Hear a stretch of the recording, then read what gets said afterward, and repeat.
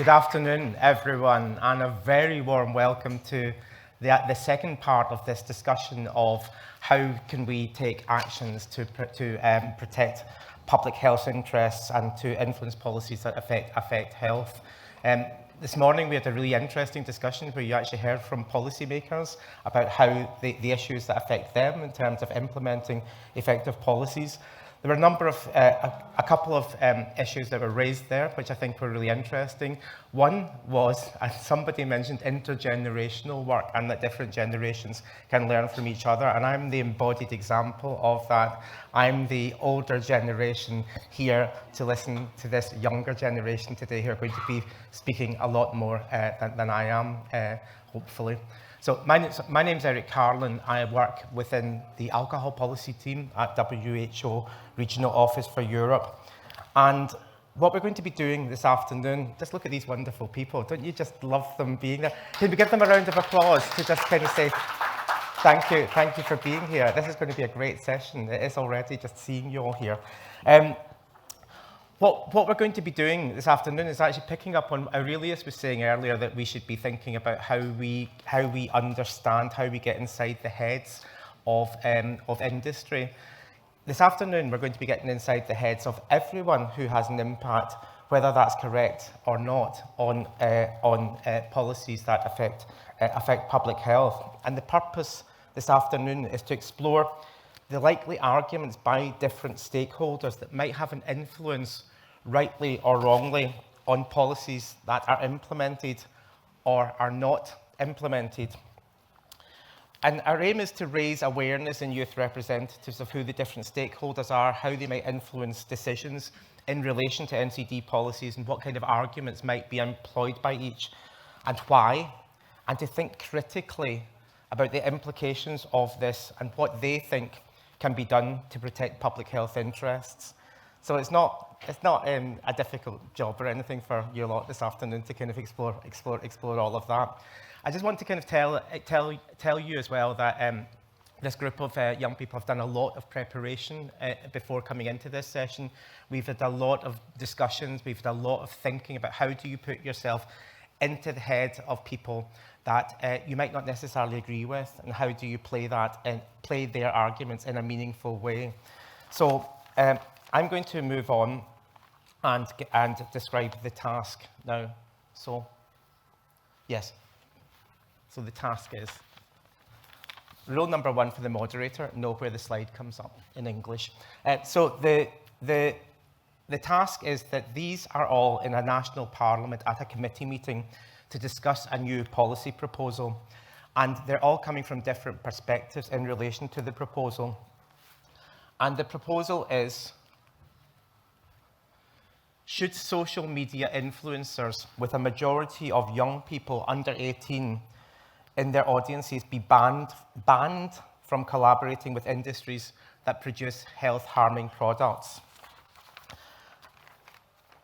And for this session, this afternoon, we have, in the middle, because she's the most important, a very senior politician, Freya. Freya, dear Chair, with us to discuss this policy, we also have a researcher representing the academic sector, Torgen. We also have a representative from the tobacco industry. No response? No? Okay. You have a fair audience here. We also have a representative from civil society. We also have a representative from the alcohol industry. We have a public health professional and a representative from the food industry. So we're really looking forward to hearing all that you have to say. I think I will start, though, by asking you to say who you are and to present your ideas about this proposal. So, Torgen, first of all, an academic. Hi, everyone. I think you have to switch on now. Okay, does work now? Yeah. Hi, everyone. My name is Torgen Issa, and I'm 29 years old, and I'm a academia person here. So I work as a social behavioral sciences researcher at the university, and I would like to raise the issue of obesity among children and youth, and the influence of digital marketing on the advertisement of food with HFSS, that's high in fat, salt, and sugar.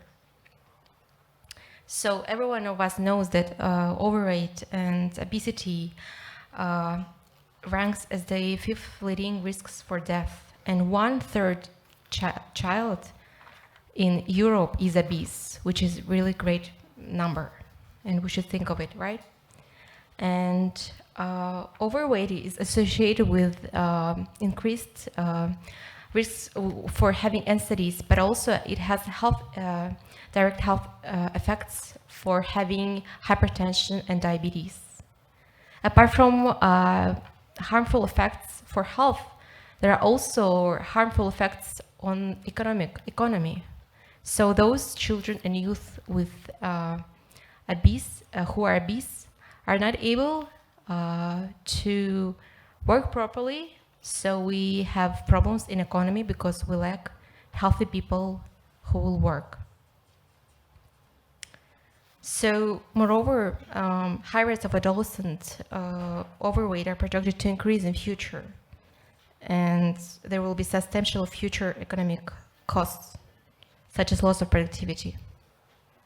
So recently, our research group has received the funding to conduct a research about the insights of youth on the influence of digital marketing on the consumption of unhealthy food.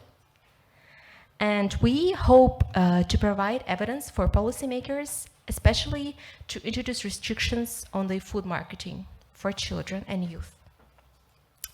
So why do we want to study youth perspective, right? Well, because 1/3 of population is youth. People are under 30.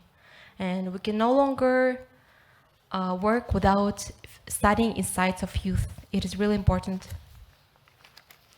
So previous studies have shown that children and young people are more susceptible to buy unhealthy foods. Evidence suggests that acute exposure to advertising increases food intake in youth, but not in adult population. So we need to take action to reduce youth and children's exposure to the advertisement of the unhealthy foods. So food industry is positioned to drive change around social norms, especially now. So they use the popularity of social media influencers that can shape the norms of the youth. And as a result, consuming of unhealthy food is considered normal behavior among our young population. And to talk about the previous researches, so researchers have estimated that restrictions on the advertising of unhealthy food resulted in fewer cases of obesity than it was expected. There were also fewer cases of diabetes and fewer cases of cardiovascular diseases with 3 years of advertising restriction that it would be expected. We can prevent obesity among children and youth if there will be a political commitment and sufficient allocation of resources directed towards the application of available knowledge and technologies for prevention, treatment, and care. So we should take action now to help our children and youth grow very healthy so that we could have healthy adults in the future. So this is all from my side. Torgen, can I just ask you, so are you Yes. for the proposition or against the proposition? I am for the proposition because there is evidence from research that we can no longer leave this problem out of our control and our attention. We need to bring attention of food marketing specifically for children. Thank you very much. Thank you very much. So next we have Mafalda, a representative from the tobacco industry. Again, tell us who you are and also tell us whether you support or oppose the proposition. So, hi everyone. My name is Mafalda and I'm a part of the legal team of the Marlboro's company. And I'm here to represent not only my company, but all the companies that are suffering from the same problems that we are. And for that, I would like to start to thank the invitation to participate in this very important dialogue, and to state just from the beginning that the tobacco industry is done with being the scapegoat of health-harming products. In the last couple of years, we've been banned from almost any kind of marketing platforms: television, press, radio, posters, billboards, everywhere. So we've been adapting and overcoming the legislation that, as it becomes more and more restrictive to our company and the way we sell our products. I think it's important to remember the members that are here with us, that we are still a company, and that in which many people earn their money to live and get to sustain not only themselves, but also their families. Something that the government seems to forget when it starts to raising our taxes, taking more and leaving less for our workers. More related to the subject of discussion, I can already say, before passing to the arguments that will sustain my and our company's decision, that we are against these questions. Restrictions. Yeah, because I would like to remind you that we only work and advertise towards adults. With this being said, should we restrict the content that an adult puts on their social media account? Influencers and companies that we work with are adults, so they shouldn't be held accountable for targeting young children like they are saying in this case. The access of young people under the age of 18, especially children, to this kind of platforms is legally of the responsibility of the parents. So why are we blaming our industry for this? Also, I would like to add that our industry has changed over the years. We have improved our products, and that the majority of products that are in fact promoted through social media are less harmful and more healthy than is and that is proved. Also, smoking is a choice. No one is forcing the viewers to do it, and people are much aware of it. After all, campaigns that also our companies do it. I would also like to ask you how we can be sure that there is a direct relationship between the use of tobacco by influencers and the consumption among young people. Because we have to remember that these young people also are in the presence of many other people in their lives, like family, friends that smoke, and that can be the cause, if there's a cause, to the person starts using our products. So people try to find always a guilty person in people starting to smoke, and normally that guilty person is the tobacco industry, and is accused by the government, by activists, and by the media.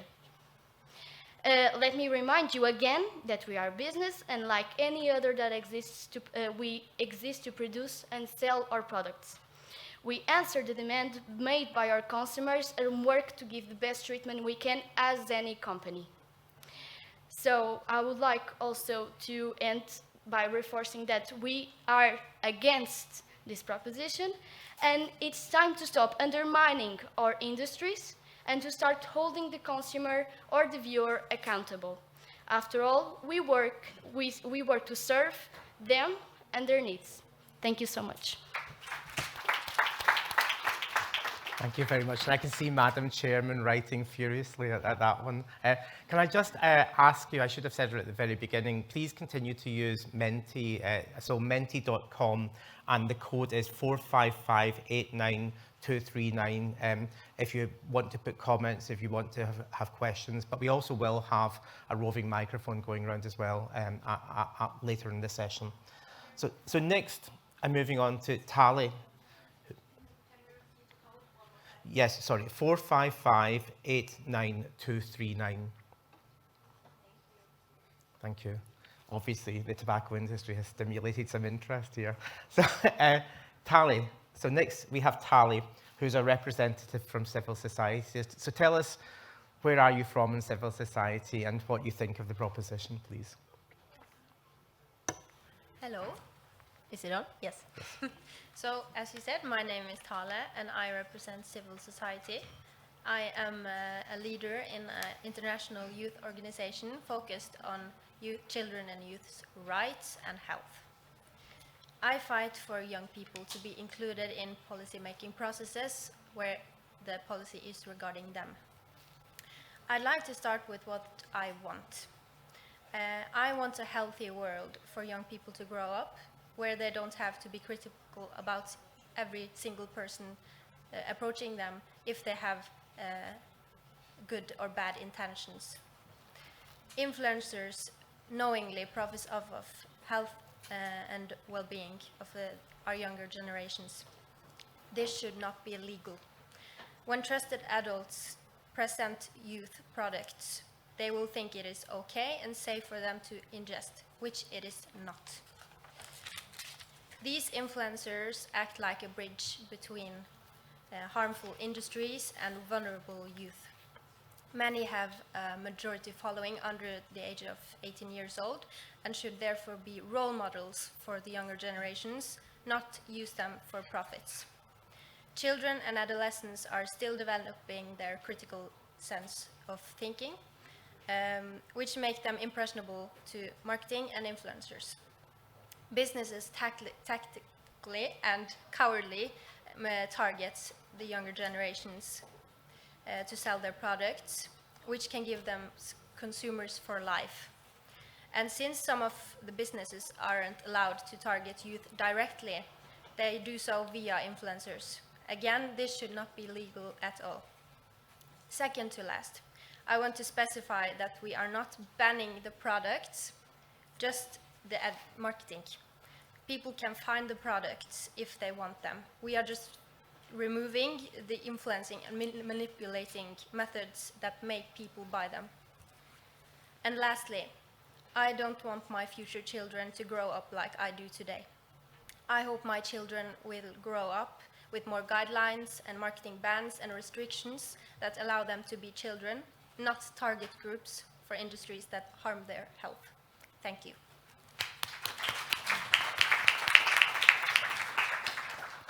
Thank you very much, Tali. And now on to Neos, who is a representative from the alcohol industry. So tell us where you're from in the alcohol industry first. Thank you very much, and thank you for the invitation. We're very glad to be here discussing these pressing issues. We totally agree and support most of your statements, but with another result. We are not supporting this new regulation, and I'm going to tell you why. But first of all, please let me tell you who we are. I come from Russell Beer Brew, a small company of beer production in Northern Ireland. Even if you can't guess, I'm Irish with my accent or my look. I am. And I'm here representing the alcohol industry. So maybe, probably most of you have never heard about our brewery company. We are located in a small town in Northern Ireland, and we are very much struggling to have our products be accessible for our clients. So we produce craft beer in a very artisanal way. It comes from a recipe we found from our great-grandfather, and we're very proud of it. We've learned through many years of trying with different malt types, how can we produce it the best beer flavored and very tasty. So it was my grandfather who started this family business, and it engaged our community very much. It engaged the whole village, and that's something I was raised upon, because all my family would go, after school we would go with my cousins, my sister, to check the malt fields. We would help my aunt on coffee toasting, and it was incredibly linking through our community. So it was very, very important for us. So I was raised in this setting of beer passionates, and I think maybe there are more in the room that can appreciate these processes. So for us, it's very important that our beers are made accessible. We produce different kinds of beers. We have a Pilsner style, which is our expertise, but we also produce for other kinds of beer that are lactose-free and suitable for people who have a vegan diet.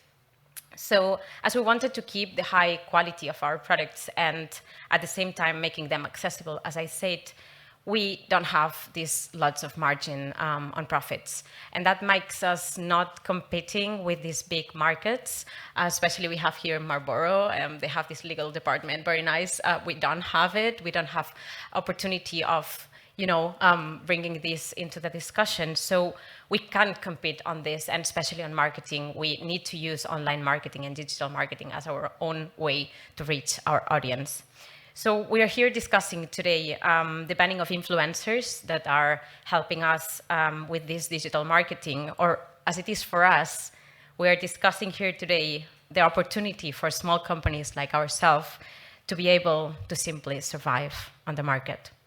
So my argument here, dear friends, is that we need to understand the consequences of these policies, these banning policies, because it's not only about my family, it's also about my village, also about my region. Ireland is this country that is known for home producing alcohol beverages, so we need this tourism. I heard my friend talking about economy losses. What about economic gains? We do have this tourism that comes to see and have these tours around our breweries, so it's very important for our economy as well.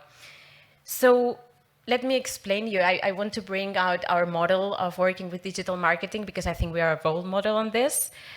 So through the past years, we've been working with local Irish influencers, young, brilliant people that are using their channels to share messages into this young audience that we're talking about today.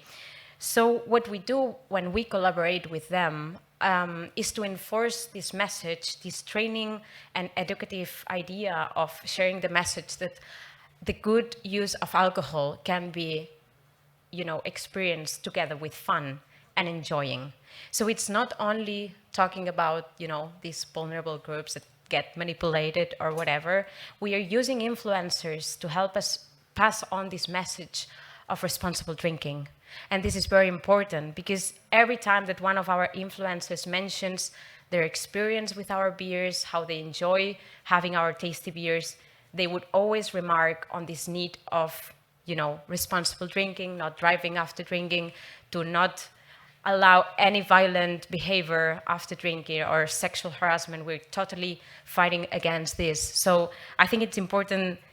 Yeah, it's a model that can be used and can be maybe even expand to other companies, maybe on tobacco or maybe in food, we're going to hear later on. So if we use these voices, youth voices, using these youth channels to talk about this good message, we're all worried about health for youth. I mean, you said it before, what's the world I want to live on or my kids on? We all want our kids to be safe. I want my kids to be safe. So that's why I think, and when they are out there, they're going to be exposed to alcohol, even if we like it or not. So why not passing in through these influences, this message of good use of alcohol? So I don't want to extend myself very much because we don't have much time. I only wanted to point out another issue, which is the respect for youth. We're talking all about youth, and we're just stigmatizing how they communicate. If we don't understand they are using these mechanisms to also trespass other messages, we're missing part of the picture. So if we respect youth and how they have fun, how they enjoy, and together we give this other way of responsibility, then we're having a free choice youth community. So let me finish summarizing my points when I say that we are against this policy. For one side, we small companies cannot compete in the market. We need online marketing to survive out there. We are committed as well as small companies to good use of alcohol, and we are condemning all bad ways of harmful use of alcohol. So responsible drinking is something that can be coexisting with fun and enjoyment. So of course, we're more than welcome to keep discussing this. After the meeting, we're going to post out there small samples of our new beer that is alcohol-free for you to taste it and try it. So yeah, I'm happy to keep discussing it. Thank you very much. Thank you. So we seem to have a consensus that we're all concerned about youth health. Sure. So far. Thank you. So, okay, so the next person is Yeva, who is a public health professional. So, Yeva, over to you. Hi, everyone, and thanks for all these arguments that you've brought so far. I'm Yeva Markaran. I'm a public health specialist from the European Cancer Leagues.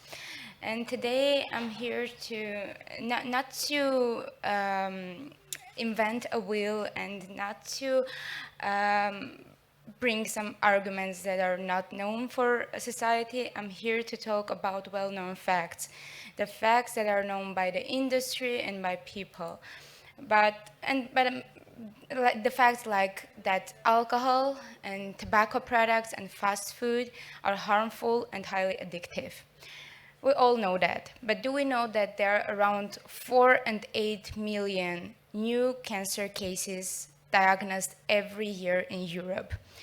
Do we know that around 50% of these cases can be prevented if we avoid tobacco consumption, alcohol consumption, fast food consumption, and if we participate in certain screening and vaccination programs? Some of us know, and the industry knows it for sure, but they continue to produce and to promote their death-causing products on different platforms. And in 21st century, they're also targeting the most powerful platform, the social media. The social media influencers are powerful, especially among youth generation, which are actually a significant amount of their followers. And people know that. That's why they are called influencers, because they influence the choices and the behavior of their followers. So I heard an argument that we're not only influenced by celebrities or influencers, but also our parents and people around us. But I will disagree, because not all of the teens mimic the behavior and, let's say, the outfits of their parents, but they do mimic, they do try to be similar to influencers. And there has been a study that showed that even passive engagement in tobacco or alcohol posts do affect the initiation and continuing of the use of tobacco products.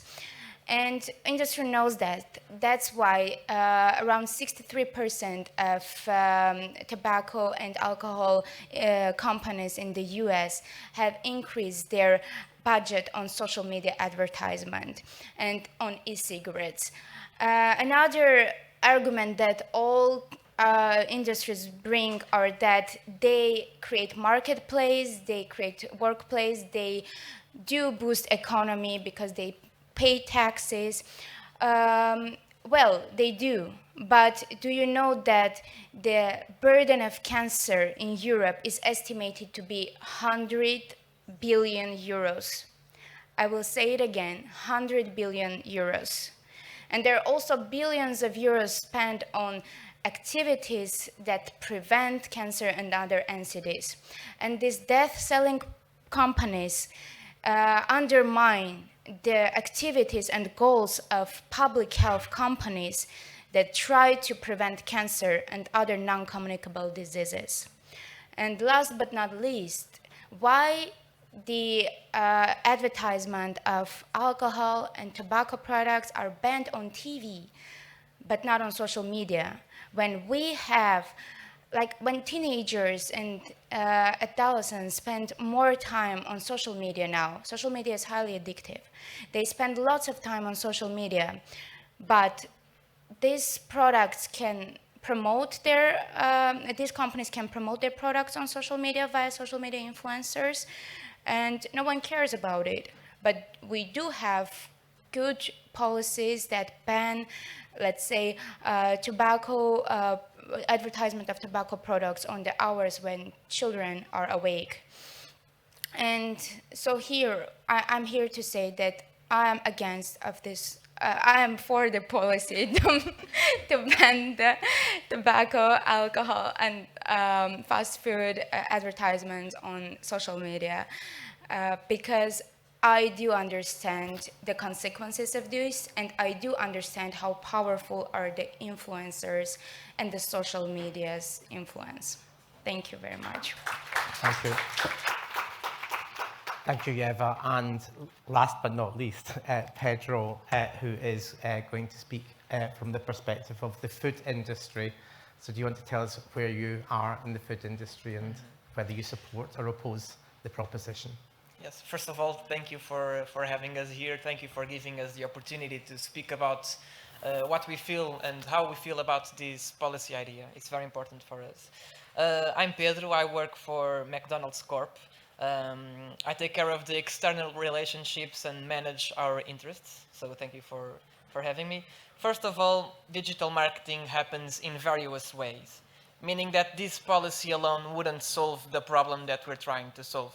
It's a fact that we sell unhealthy products, but stopping social media influencers for selling them or making collaborations with us wouldn't solve this problem at all. However, if this policy is implemented, digital influencers would lose the opportunities to collaborate with us and other companies, like my colleagues here. They would lose valuable opportunities. And they would lose money, and that would be bad for the country's economy, of course. In some cases, they would even lose their jobs. Also, how would you make sure that this policy is being respected? If we lived in a perfect world, the policy would be respected, but we know that some social media influencers, some companies wouldn't respect it, so regulating this kind of idea would be considered a waste of money for the government. So I think this has to be rethinked. And even if we could control, there are still many other ways that we can reach young people, especially through social media and online marketing. So we are here taking care of one idea of social media influencers, but we are investing in only one, you are investing in only one way of us reaching young people. And I would also like to manage I would like to address the age boundaries that we are establishing here. In the idea in question, we are selecting social media influencers with an audience for under 18 years old.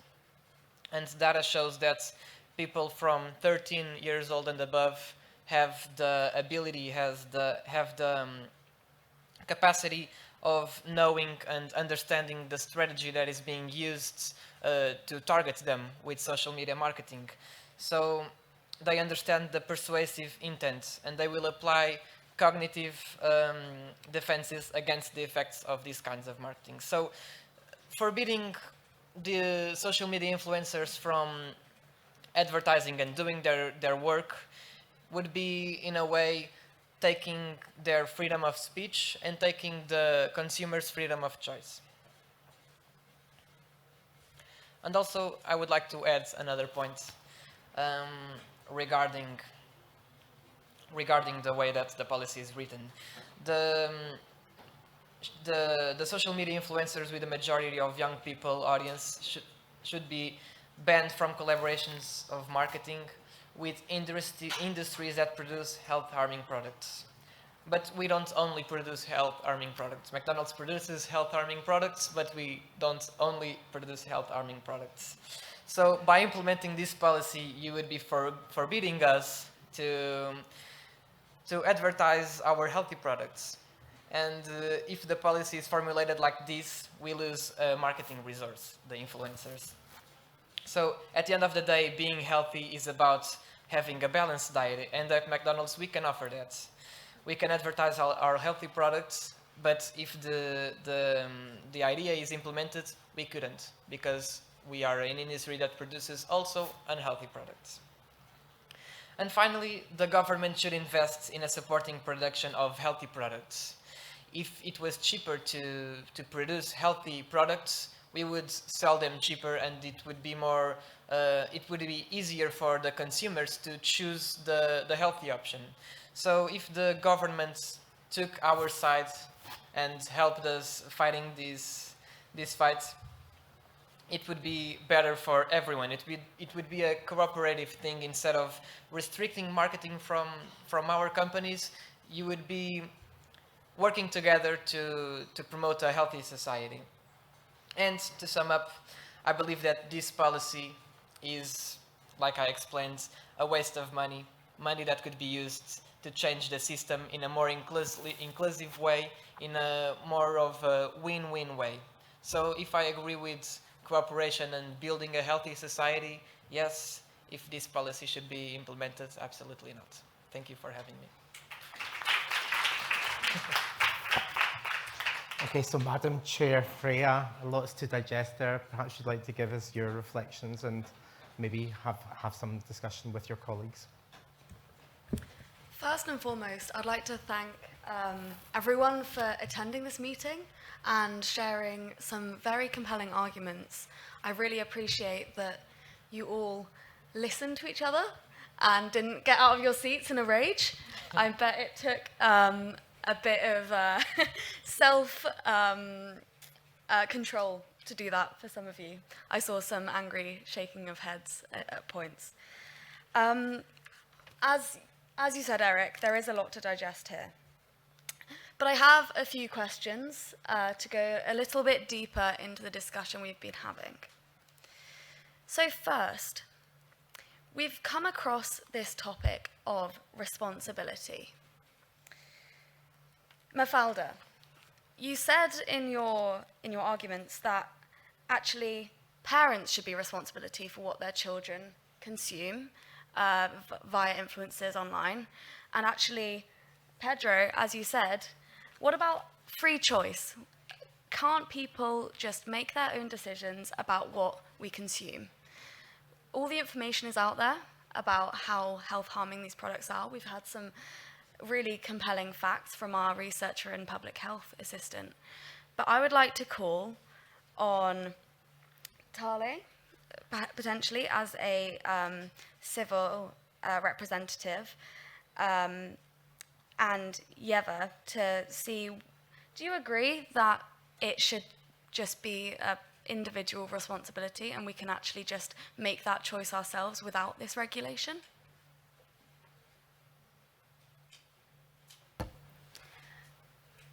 As I said before, this company are not just producing products, they're producing death.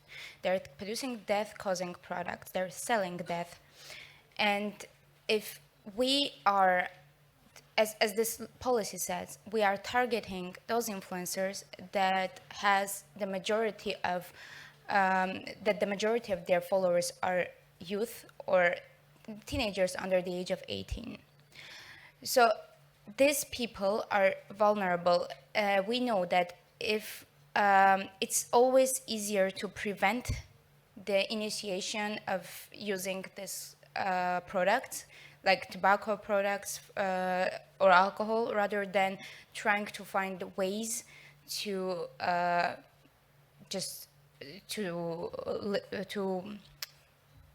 stop using them. So maybe in this case, we will try to help teenagers to decide, to not follow the bad influence, to be aware of that bad influence, because legally, like, they are not very ready to make decisions by themselves. They can change their mind very easily, and if they see that some product is advertised by someone who they trust, because influencers are not just celebrities, they are people that they trust.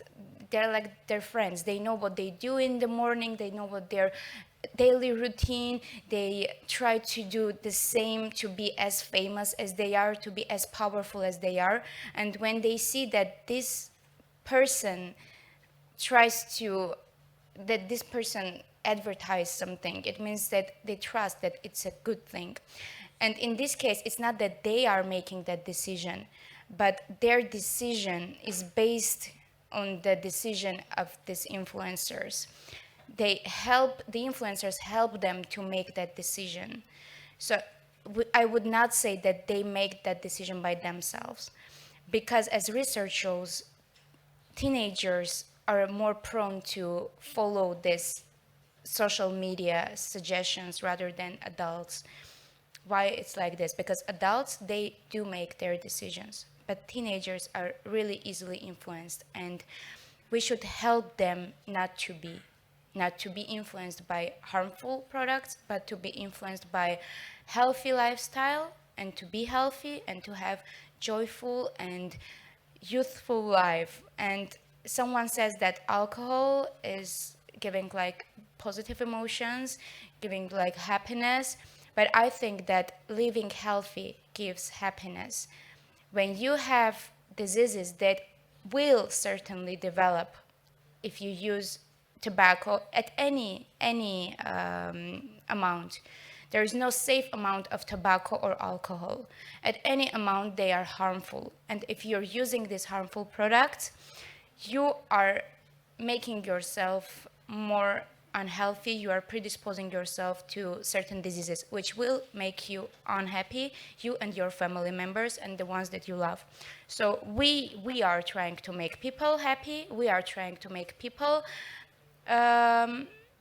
youthful, joyful, and we are trying to help people to have their own choices and not the choices that industry or influencers are trying to make them to make.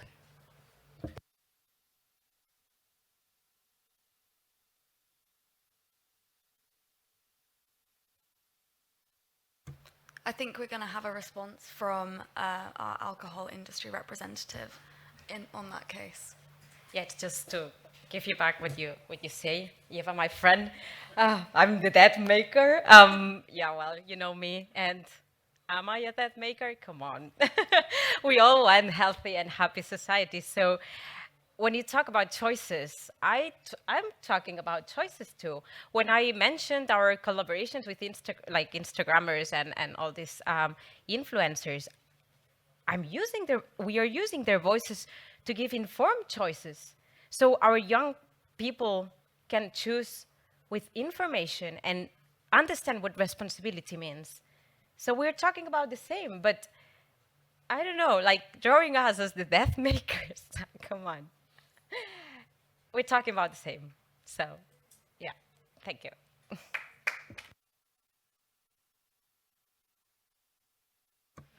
Thank you both for those comments.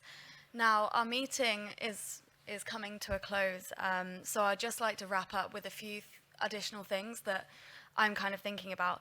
So I'm at this table with a few things in mind. Obviously, as a politician and policymaker, the health of young people in my country is a top priority.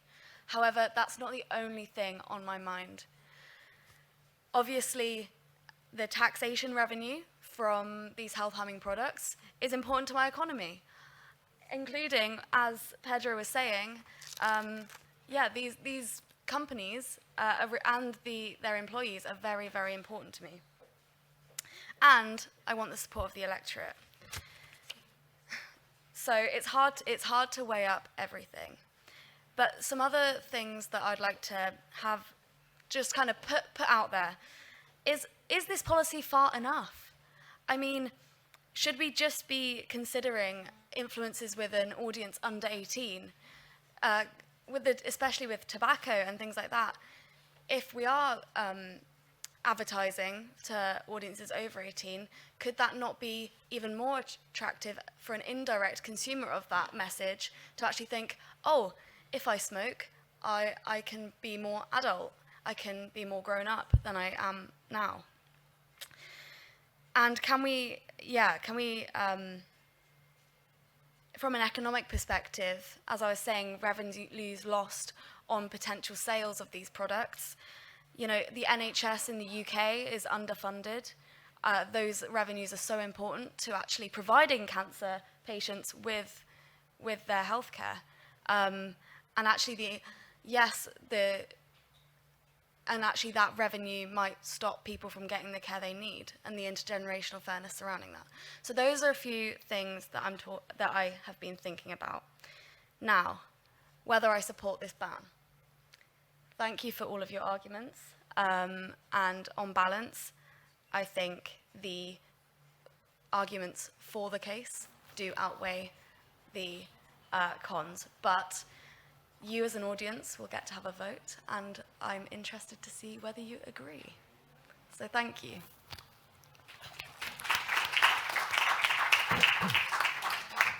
Thank you very much, Madam Chair. You can vote on Mentimeter, but I can see that we only have 2 people who have voted so far on Mentimeter. Maybe we have a show of hands.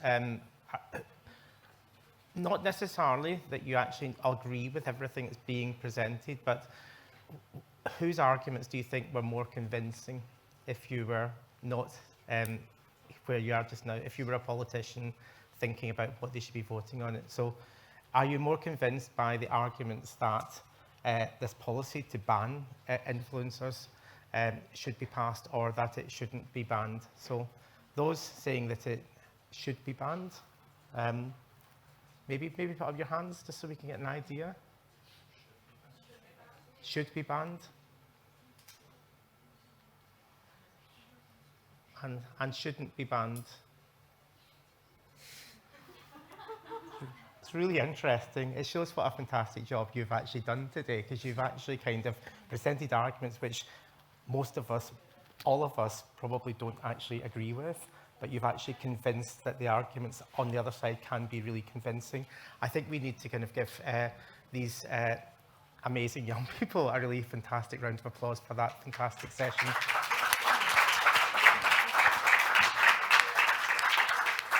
And thank you very much, Freya, for chairing. I'm really conscious as well you didn't have as much time there as we intended you to have. I think it's really important that there are different perspectives, but policymakers need to be clear about what is evidence and what is actually interference with public health interests. And I think that you can work out for yourself and continue those discussions over the next few days about what you think that you've heard today is evidence and what is interference. It's going to be a great few days continuing. You young people, as somebody said this morning, you're not just the future, you're the present, and congratulations and thank you so much for that session.